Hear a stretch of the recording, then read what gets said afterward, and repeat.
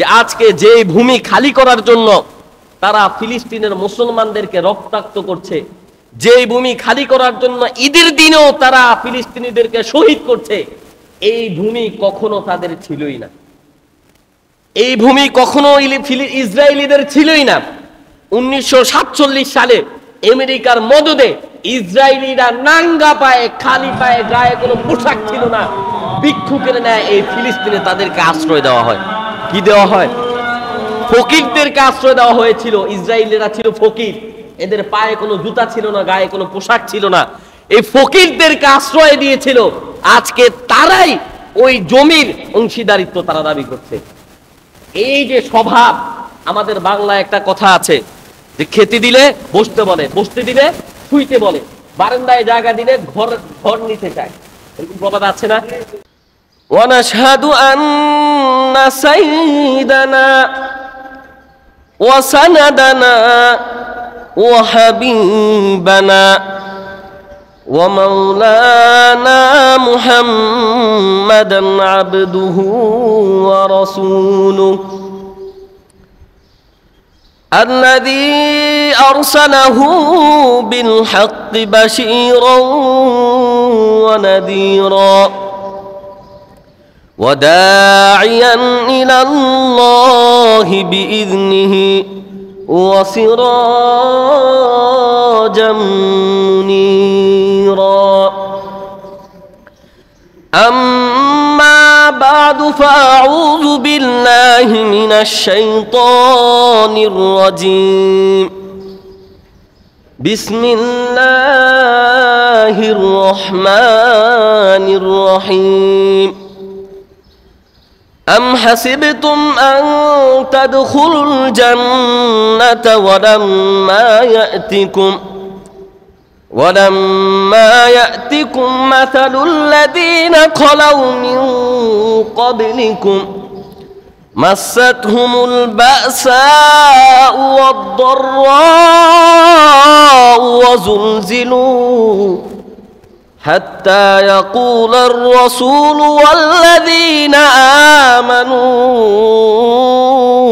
معه متى نصر الله ألا إن نصر الله قريب وقال النبي صلى الله عليه وسلم يوشك الأمم عليكم أن تداعى عليكم كما تداعى الأكلة إلى قصعتها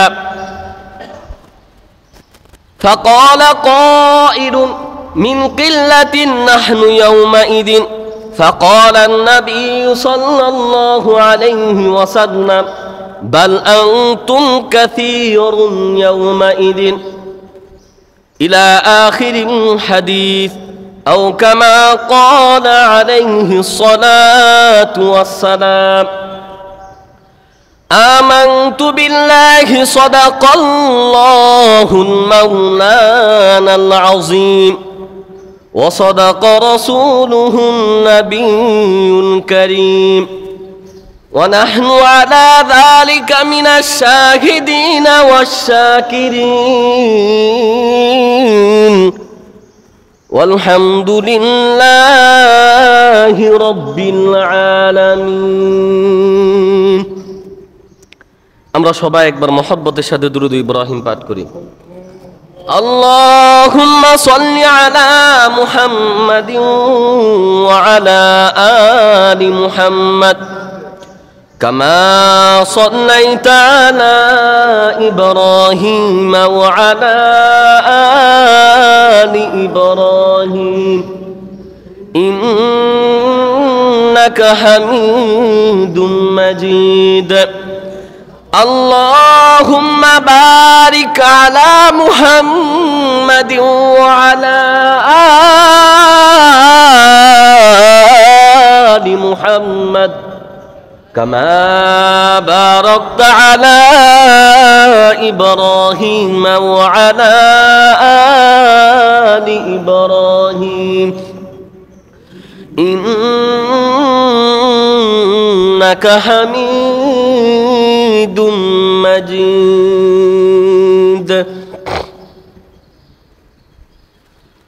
খুদি কাফিরনিহা লা ইলাহা ইল্লাল্লাহ লা ইলাহা ইল্লাল্লাহ সবাই বলেন লা ইলাহা ইল্লাল্লাহ লা ইলাহা ইল্লাল্লাহ হক লা ইলাহা ইল্লাল্লাহ লা ইলাহা ইল্লাল্লাহ খুদি है तेल फसाना इलाहा इल्लल्लाह ला इलाहा इल्लल्लाह हक ला इलाहा इल्लल्लाह ला इलाहा इल्लल्लाह ये मालो दौलत ये रिश्ता हो पेवन ये मालो दौलत ये रिश्ता हो पेवन बुताने वहाँ घुमाना इलाहा इल्लल्लाह ला इलाहा इल्लल्लाह उच्च आवाज़ ला इलाहा इल्लल्लाह ला इलाहा इल्लल्लाह हक ला इलाहा इल्लल्लाह ला इलाहा इल्लल्लाह बलगल उला बिकमालिहि कशफा दुजा बिजमालिहि बलगल उला बिकमालिहि कशफा दुजा बिजमालिहि हसनत जमी खिसालिहि हसनत जमी खिसालिहि सल्लू अलैहि व आलिहि सल्लू अलैहि व आलिहि ए आकाश बातास ग्रह तारा फुल ए गोलाप जबा जामिली बकुल ए आकाश बातास ग्रह तारा फुल ए गोलाप जबा जामिली बकुल सारा दुनियाয় হে প্রিয় রাসূল সারা দুনিয়ায় হে প্রিয় রাসূল নাহি গো তোমার তুলনা নাহি বালাগাল উলা বিকামালিহি কাশাফা দুজা বিজামালিহি বালাগাল উলা বিকামালিহি কাশাফা দুজা বিজামালিহি حسنت جميع وخصاله حسنت جميع وخصاله صلوا عليه وآله صلوا عليه وآله صلى الله عليه وسلم الحمد لله আল্লাহ মহান রব্বুল আলামিনের দরবারে লাখো কোটি শুকরিয়া যে মহান রব্বুল আলামিন আমাদেরকে জাতির এমন ক্রান্তি লগ্নে এমন ফিতনা ফাসাদের জামানায় আল্লাহ রব্বুল আলামিনের প্রিয় স্থান প্রিয় জায়গা মসজিদে আসার বসার ও কিছু দিনে আলোচনা করার ও শোনার তৌফিক দান করেছেন। এই জন্য আমরা সবাই অন্তরস্থল থেকে একবার কালিমাতুশ শুকর আদায় করি, জোরে বলি আলহামদুলিল্লাহ, আরো জোরে বলি আলহামদুলিল্লাহ। লক্ষ কোটি দুরূদ ও সালাম মহানবী মহামানব হযরত মুহাম্মদ সাল্লাল্লাহু আলাইহি ওয়াসাল্লামের রূহের মাগফিরাতে, যার অক্লান্ত পরিশ্রম ও অসংখ্য ত্যাগ তিতিক্ষার ফলে আমরা পেয়েছি আল্লাহ রাব্বুল আলামিনের মনোনীত ধর্ম আল ইসলাম। সম্মানিত মুসল্লিয়ানে কেরাম, আজকে যেই মুহূর্তে আমি আপনি আমরা সবাই নিজের পছন্দের জামা গায়ে দিয়ে খুশবু মেখে মসজিদে এসে পাখার নিচে বসে আরামসে দিনী আলোচনা করছি এবং শুনছি, ঠিক সেই মুহূর্তে পৃথিবীর অন্য প্রান্তে আগ্রাসী ইসরায়েলের হাতে আমার মুসলিম মা বোনেরা বোমার আঘাতে, গুলির আঘাতে, ইসরায়েলিদের নির্যাতনের শিকার হয়ে অকাতরে তারা তাদের জান বিলিয়ে দিচ্ছে। ঠিক যেই মুহূর্তে আমি আর আপনি এত সুন্দর একটা মসজিদে বসে দিনী আলোচনা শুনছি, ঠিক সেই মুহূর্তে ফিলিস্তিনের মুসলমানেরা বাইতুল মাকদিসের জন্য লড়াই করে তাদের শরীরের জান বিলিয়ে দিচ্ছে। এটা একদিক থেকে যেমনি ভাবে আমাদের মুসলমানদের জন্য ঈমান জাগানিয়া গল্প, এই সমস্ত কাহিনী ঘটনা, এই সমস্ত পরিস্থিতি যেমনি ভাবে আমাদের ঈমানকে জাগিয়ে তোলে, ঠিক তদ্রূপ আমাদের অন্তর থেকে এই সমস্ত কাহিনী রক্তক্ষরণ করে। কি বলেন, ঠিক কিনা?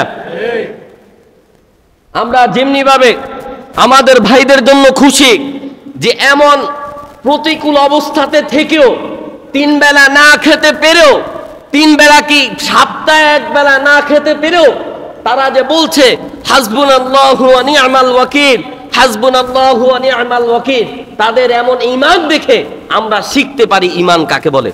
জোরে বলেন, ঠিক কিনা? ঠিক অপরদিকে আমরা যখন নিজের দিকে তাকাই, আমার দিকে তাকাই, তখন আমি উপলব্ধি করতে পারি যে আমার ঈমানের কত নিম্ন স্তরে রয়েছে। তা আল্লাহ রাব্বুল আলামিন যদি তৌফিক দান করেন, আজকের এই আলোচনায় আমরা ইয়াহুদি, ইসরায়েলিদের জাতিগত যে ধর্ম ইয়াহুদিদেরকে নিয়ে আলোচনা করব। আমরা আলোচনা করব কিভাবে আমরা আমাদের ফিলিস্তিনি মুসলিম ভাইদের পাশে দাঁড়াতে পারি, এবং সর্বোপরি কিভাবে এই পৃথিবীর বুকে আবারও মুসলিমদের সোনালী ইতিহাস আমরা ফিরিয়ে এনে পুরো পৃথিবীতে কালেমার পতাকা আমরা উড়াতে পারি। এই বিষয়ে আজকে আলোচনা হবে। আল্লাহ রাব্বুল আলামিন আমাকে এমন কিছু কথা বলার তৌফিক দান করেন যেটা আমার এবং আপনাদের জন্য উপকার হবে, এবং আপনাদেরকেও ধৈর্য সহকারে সবরের সাথে শোনার তৌফিক দান করেন। সবাই বলি আমিন।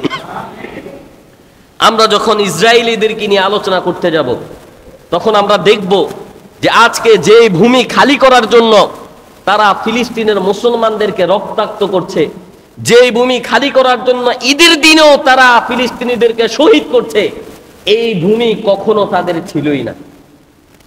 এই ভূমি কখনো ইসরায়েলিদের ছিলই না। 1947 সালে আমেরিকার মদদে ইসরায়েলিরা নাঙ্গা পায়ে, খালি পায়ে, গায়ে কোনো পোশাক ছিল না, ভিক্ষুকের ন্যায় এই ফিলিস্তিনে তাদেরকে আশ্রয় দেওয়া হয়। কি দেওয়া হয়? ফকিরদেরকে আশ্রয় দেওয়া হয়েছিল। ইসরায়েলিরা ছিল ফকির, এদের পায়ে কোনো জুতা ছিল না, গায়ে কোনো পোশাক ছিল না, এই ফকিরদেরকে আশ্রয় দিয়েছিল।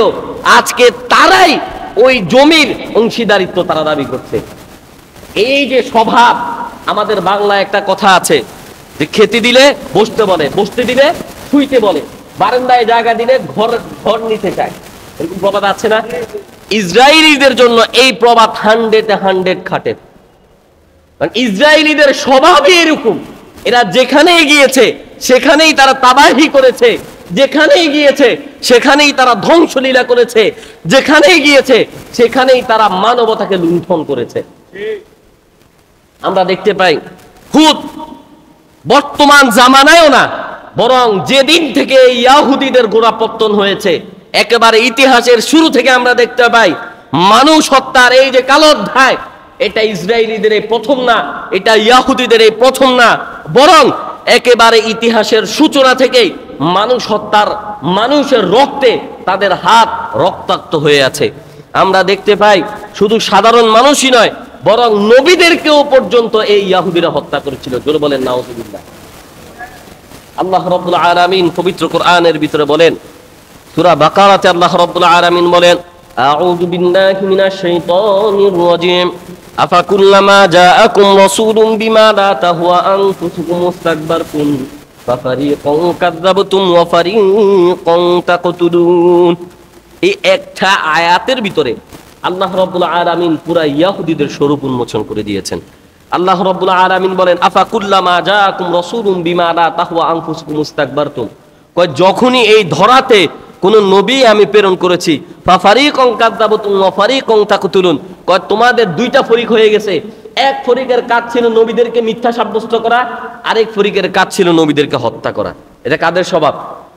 ইহুদিদের স্বভাব। এটা কাদের স্বভাব? নবীদেরকে মিথ্যা প্রতিপন্ন করা, এটা কাদের স্বভাব? এবং নবীদেরকে হত্যা করা, এটাও ইহুদিদের স্বভাব। একেবারে ইতিহাসের শুরু থেকে তারা শুধু সাধারণ মানুষদেরকে হত্যা করে নাই, বরং নবী রাসূলদেরকেও তারা হত্যা করেছিলেন। আল্লাহর নবী ছিলেন হযরত জাকারিয়া আলাইহি ওয়াসাল্লাম। আল্লাহ রাব্বুল আলামিন এই দুনিয়াতে তাকে প্রেরণ করেছেন সঠিক ধর্ম প্রচার করার জন্য। হযরত জাকারিয়া আলাইহি ওয়াসাল্লাম যখন এই দুনিয়ায় আসেন, জাকারিয়া আলাইহি ওয়াসাল্লাম মানুষদেরকে দ্বীনের পথে আহ্বান করেন, সত্যের পথে আহ্বান করেন, কল্যাণের পথে আহ্বান করেন। কিন্তু জাকারিয়া আলাইহি ওয়াসাল্লামের এই সততা ইহুদিদের পছন্দ হয় নাই।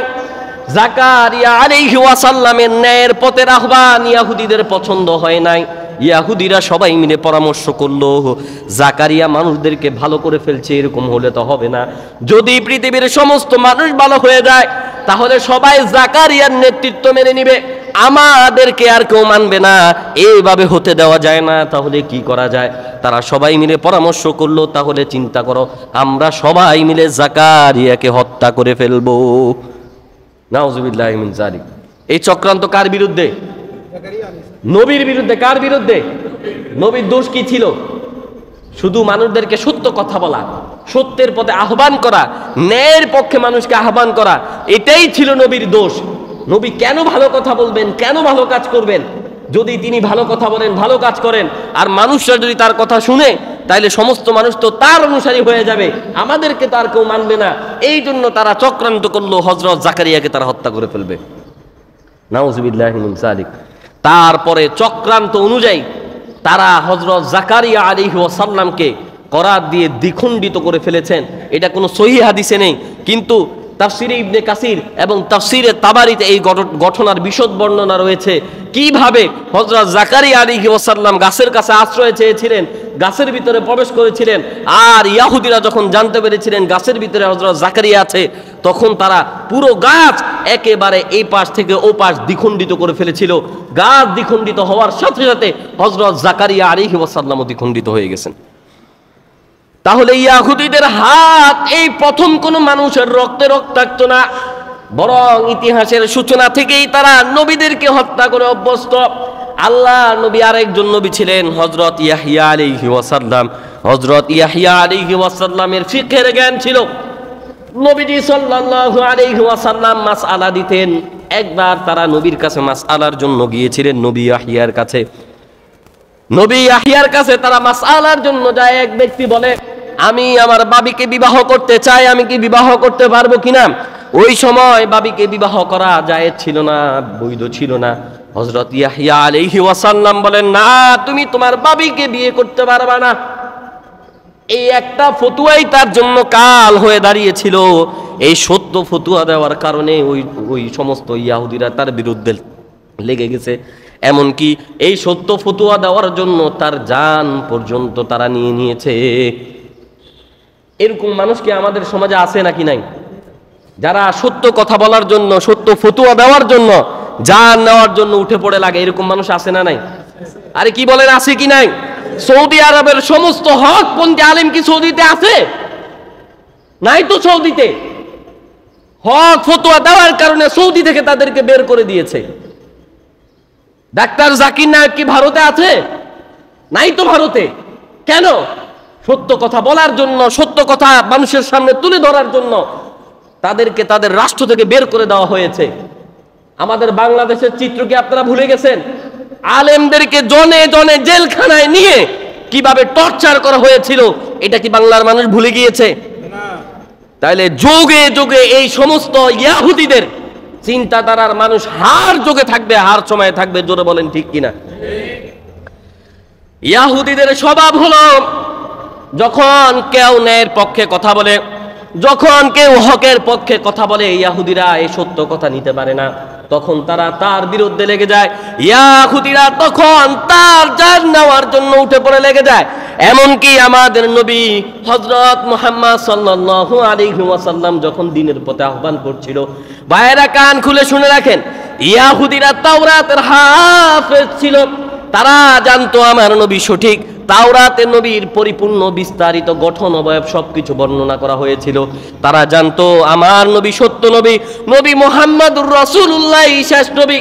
কিন্তু যদি নবীকে মানা হয় তাহলে তাদের কর্তৃত্ব থাকবে না। এই জন্য নবীকে হত্যা করার জন্য তারা বারবার অ্যাটেম্প্ট নিতে থাকে। একবার নয়, দুইবার নয়, তিনবার তারা নবীকে হত্যার চেষ্টা চালায়।